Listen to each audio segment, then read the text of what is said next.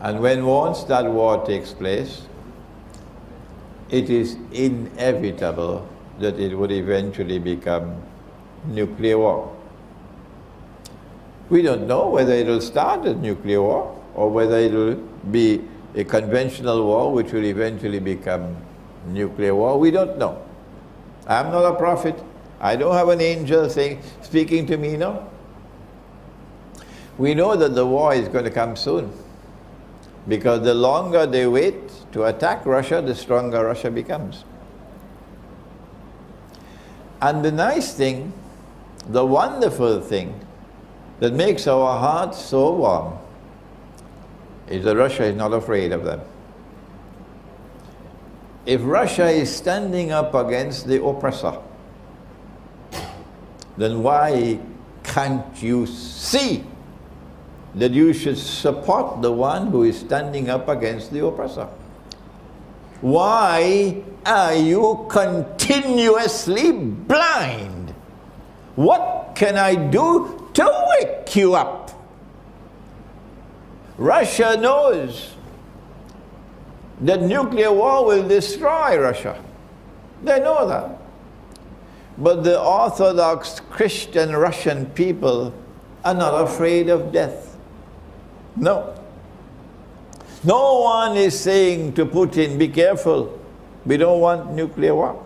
No, the Russians are not doing that. If an Orthodox Christian is not afraid of death, why should a Muslim be afraid of death?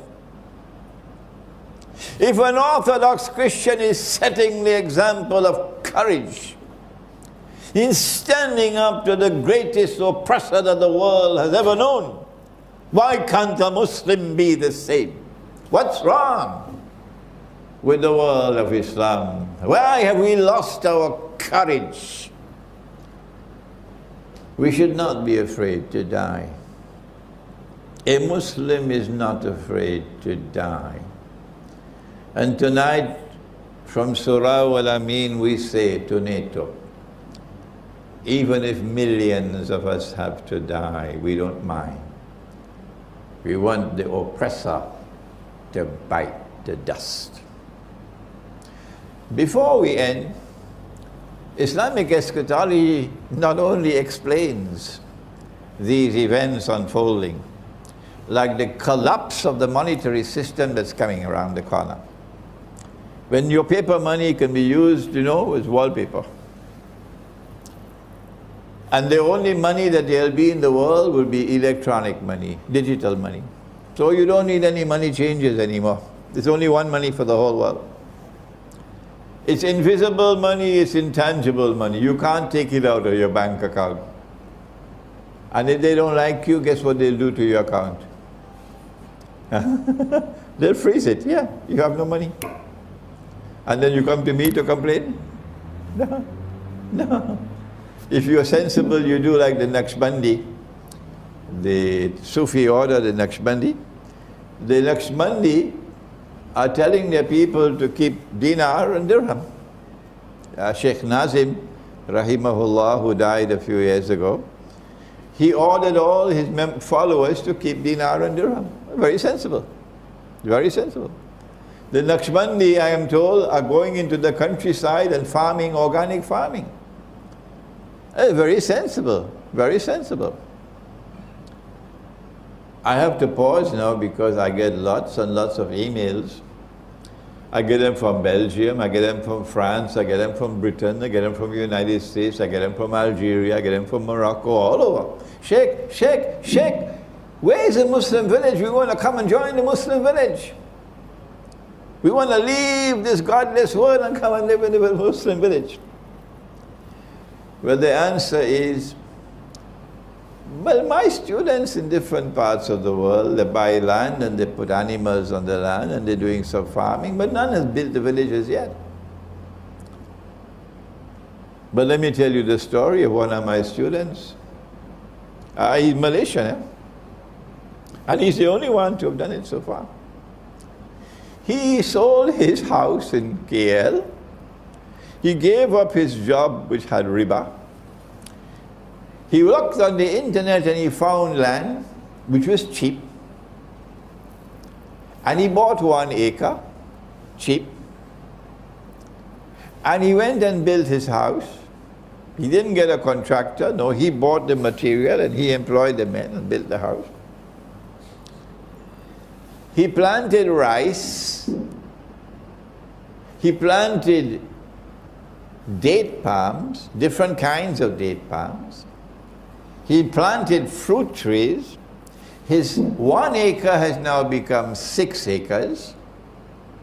He has goats. He has chicken. He has ducks. He has horses on his land. It's only about an hour and a half out of KL. But to get to this land, there was a road where only a motorcycle could go. That's why it was so cheap. And he built it up. So now a motor car can go. And I went 2 weekends ago to this brother, with a wife and me, mashallah, mashallah, mashallah. He could not have done it if he didn't have the support of his wife. His wife has been at his side supporting him, yes, mashallah. And they're a young couple with a son about 5 or 6 and a daughter about 2 or 3, that's it. And only a few villagers living around there, some distance away, small kampung. But a beautiful spot where he is. And when you go there, you don't want to go back to KL. So why don't you do that? Instead of sending emails to me from France and Britain, Sheikh, the Muslim village, why don't you do what this brother has done? Sell your house in London. Yes, sell your house in London. Give up your job, make hijrah. Go look for the countryside where land is cheap. The land on which he's planting his rice, he bought for 10,000 rupees, 10,000 ringgits an acre. It was swamp land, he had to fill it up, but 10,000. So that's what you can do in preparation for nuclear war. You have to stock up on food, you have to stock up on water, you have to stock up on energy. He has a well, a tube well. He's going to use solar energy to bring the water up. But in addition, he's sensible, he has a hand pump. So if the solar energy doesn't work and there's no electricity, he can still get water using a hand pump. This is how you prepare for nuclear war, by getting out of the city. Getting out of the city, because the cities are going to be anarchy when nuclear war takes place, because there will be no food and no water and no gasoline for your motor car, no transport. Instead of seeking to run away from death, you must have it in your heart. No, I continue the mission of Islam. I'm not running away from death. Allah gives life and Allah takes life.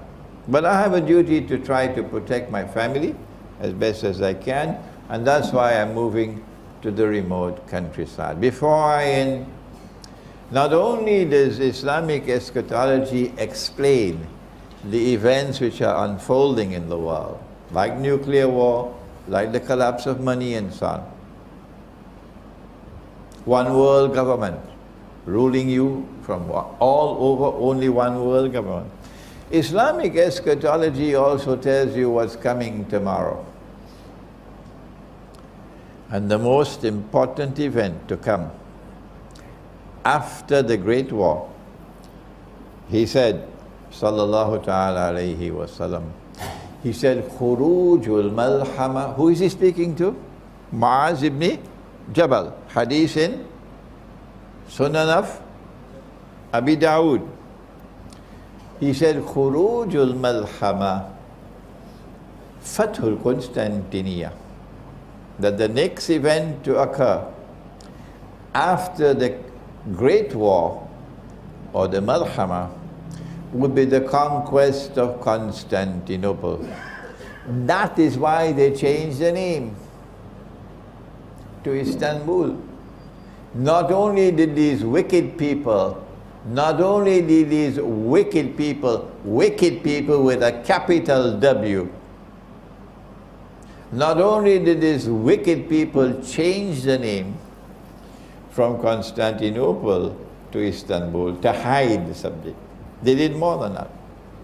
They prohibited the use of the name Constantinople. It's against the law. So tell Mustafa Kamal to get lost.